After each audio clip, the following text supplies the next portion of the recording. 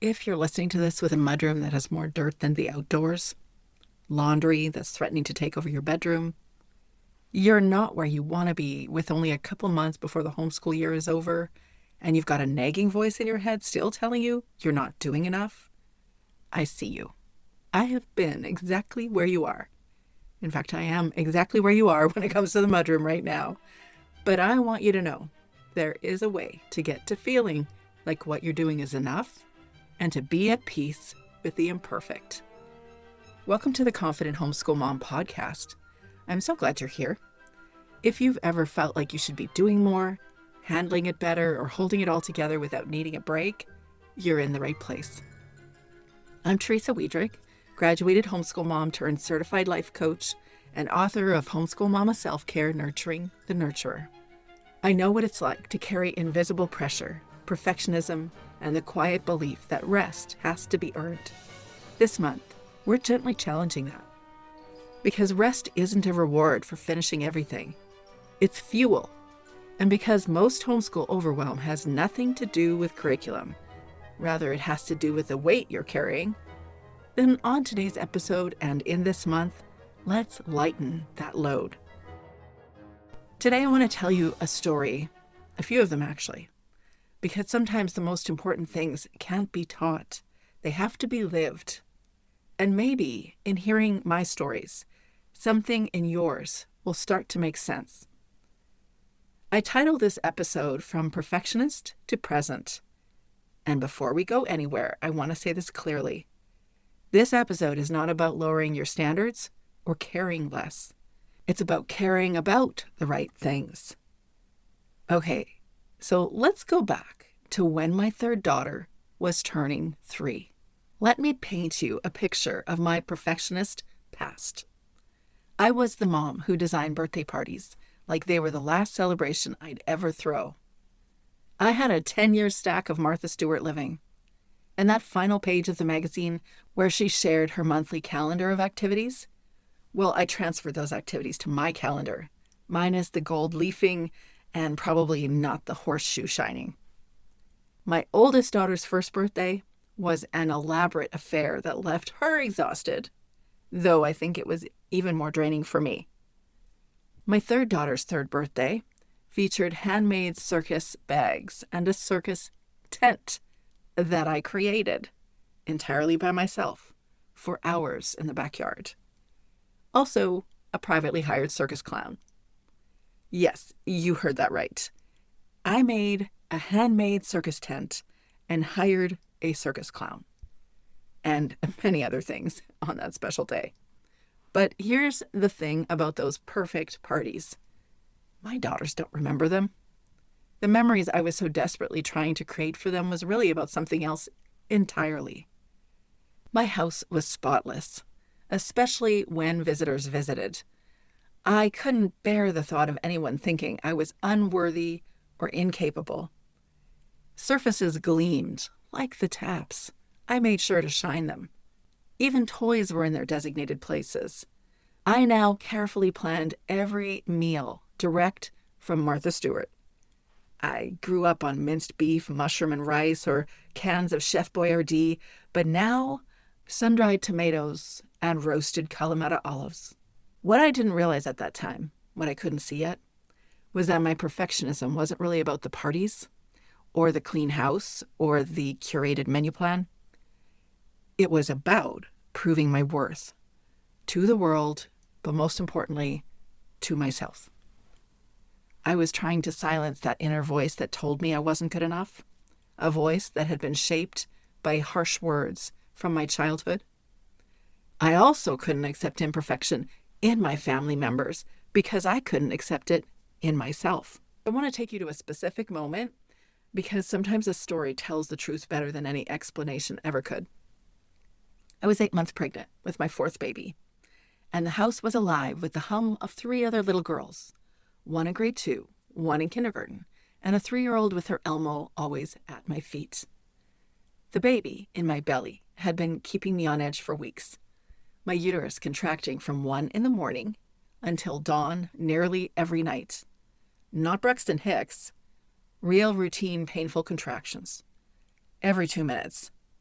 I would clutch the sides of the bathtub as they arrived. This was my third pregnancy with contractions from 33 weeks until I delivered each of them at 39 weeks plus 1, 39 weeks plus 2, or 39 weeks plus 3. I was so over this pregnancy thing with my fourth baby. My husband was on call, so I asked for my mom's support. She promised she'd stay with me, but the day before she called and she told me she was having a spontaneous trip with her sisters, a once-in-a-lifetime thing. She just had to go. I was shocked. I needed support, and I needed it badly. Instead, my mother-in-law arrived, dropping her activities when my husband called, driving hours from her town just to sit with me, to hold my hand, to witness me moving through my body's intention, to bring a new life into the world again. And also she arrived to do the laundry. She always loved doing my laundry. Her presence was my lifeline, a reminder that I wasn't completely alone. Even so, I was utterly bone tired. Do you relate to that moment? If you're in that moment, I want you to know, I feel you. I can remember that like yesterday, mothering babies who didn't sleep through the night for months, colic, on-demand feeding, sweet but constant noise, no breaks. By this point, I was unaware that exhaustion could have been my middle name. Third, coffee cup in hand, I stared at the sink full of dishes again, the unfolded laundry again, the crumbs on the counter. Why? And I realized I wasn't just tired. Every fiber of me was spent. But you know what I did? I kept moving. I had to. I had littles, and what does a good mother do? This is what you do when no one else is there.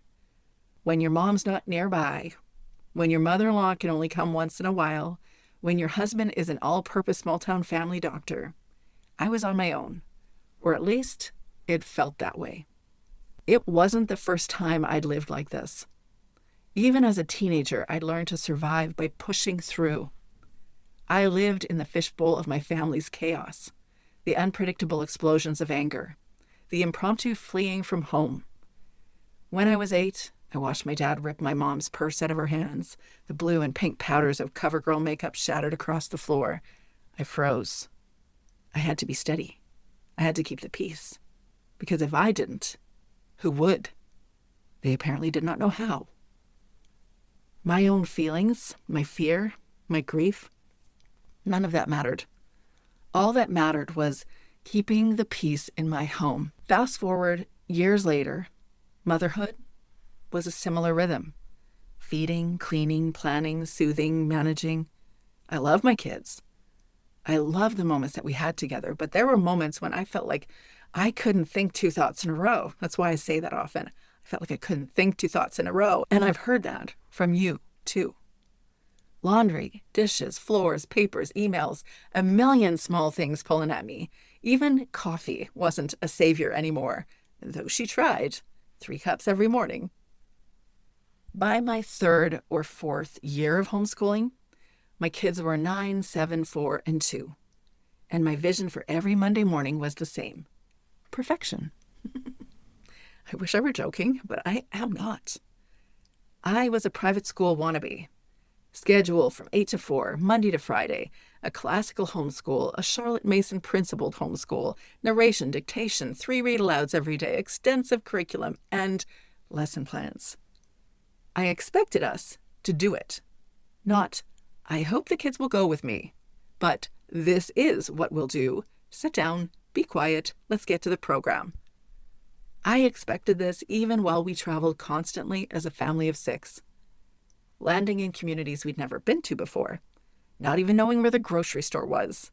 Yet somehow I thought we'd have all our materials organized in someone else's home by Monday morning, ready to execute the plan. That particular Monday, slump month, January or February, I woke up late to the sound of kids bickering in the kitchen. Cold cup of coffee sat at my bedside table with rings underneath it. Someone had been sweet enough to bring it to me, but I wasn't going to drink it cold. So I stumbled into the kitchen. My 2 oldest were trying to flip pancakes, dropped some batter on the floor on the counter. They were bickering over who got to flip the next one. I felt agitated. We moved into the family room, 2 kids played with Legos at my feet. I tried to get comfortable with the read aloud. The other 2 argued over where to sit. I got really intense, really frustrated. And then I heard someone getting way too loud, getting really upset. And I realized it was me. Almost like I was dissociating. That's how angry I was, how unaware of myself I was. Sit down. Be quiet. Let's start the day. This is what we're doing. After maybe the second time I was too loud, I left. I turned on my heels and walked away. I slumped on the end of my bed and tried to text my husband, but he was in a merge. So I tried my friend instead. She talked with me or texted with me for a bit, then she sent me a link, a TEDx talk. I watched this woman with this cute blonde coif, black chunky shoes, and a denim jacket speak on stage about her discovery of what makes a wholehearted life. One thing stood out. Recognizing that your worth is not found in hustling or proving yourself. That spoke deeply to me. That's what I've been trying to do for a very long time. Hustling to prove my worth. I still don't know exactly what she said that shifted something in me, but I remember thinking, I don't even know who I am, or what I need, or what I want. What? I have no idea. I do know I've got a lot on my plate, and I've got to keep going. But maybe keep going wasn't the answer. That Monday wasn't the end of my story. It was the beginning of a slow awakening. I didn't transform overnight. There were more meltdowns, more cold coffee, more moments of hearing myself yell and wondering who that person was. The one that said she would never yell because she knew what it was like when she was a child. But something had cracked open. And for the first time, I started asking different questions. Not just how do I get my kids to cooperate? Or how do I make sure that I get all the curriculum done before the end of the year? But quieter ones I'd never thought to ask before. What do I actually need right now? That felt revolutionary and also scary because I realized I didn't know. I had spent so many years managing everyone else's emotional climate that I had completely lost the thread back to myself. And I wasn't sure I ever knew. I had never listened within. Nobody had listened to me, so I didn't know how to listen to me. And frankly, the culture around me taught me that I was to be a servant to my family and not ask what I needed anyway. I had become so fluent in anticipating everyone else's needs that I had forgotten I'd had any, or forgotten that I was a human being with needs too. The perfectionism, the spotless house, the handmade circus tent, the 8 to 4 Monday schedule that nobody could actually execute, but I surely tried. All that wasn't a character flaw. It was my survival strategy, one that I'd learned young, one that had kept the peace in my childhood home, one that had served me until it didn't. Seeing that clearly, really clearly, shifted my trajectory. Not all at once, slowly, in small moments. In the spaces between the meltdowns, because there were still meltdowns. I didn't need to earn rest. I didn't need to earn care. I didn't need to prove anything to deserve a moment of peace in my own home. That understanding, moving from my head all the way into my body, into my actual Monday mornings, that was an effort. That was a lot of work for me to make happen. It was hard to do that. But it's been some of the most important work I've ever done. If any part of this feels like your story, if you've woken up to cold coffee and bickering kids while your body begged for rest, if you've heard yourself yelling and wondered, who is that?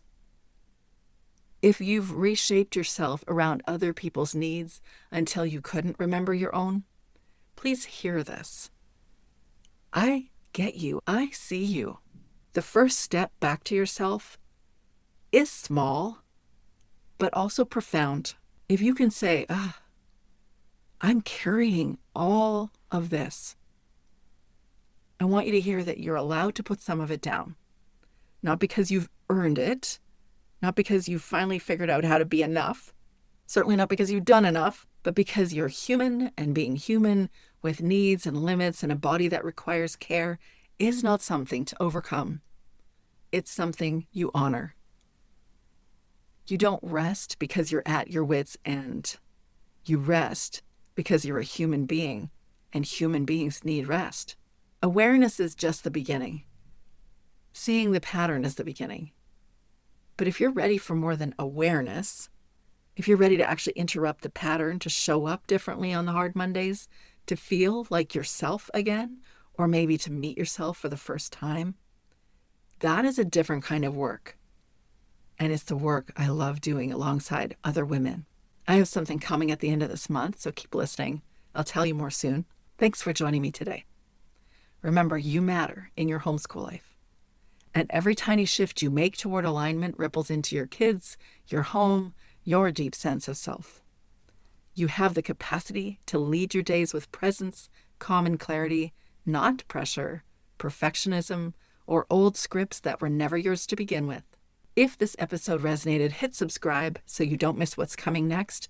And if you know another homeschool mom who's craving peace, confidence, or just a moment to breathe, would you share this with her? If you're ready to go deeper, to untangle your overwhelm and rebuild a homeschool life that feels calm, clear, and sustainable, you're invited to book a free aligned homeschool reset session. You'll find the link in the show notes. Until next time, take care of yourself, nurture the nurturer, and lead your life aligned from the inside out. You got this, girlfriend.